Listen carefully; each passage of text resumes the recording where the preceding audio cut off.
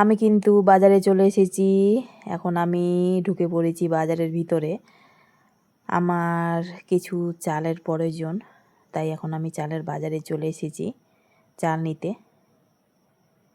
দেখতে পাচ্ছ তোমরা।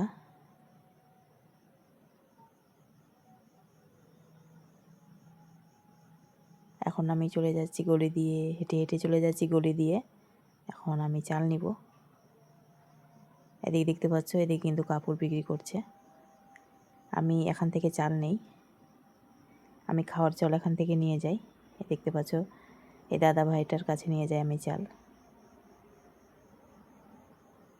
আর আমার ভিডিও তোমাদের যদি ভালো লাগে তাহলে লাইক, কমেন্ট আর শেয়ার করে দিবেন। আর তোমরা কিন্তু আসতে পারো এই দাদা ভাইয়ের কাছে চাল নিতে। এখানে সব রকমের চাল পাওয়া যায়। দেখা হবে কিন্তু পরের ভিডিওতে।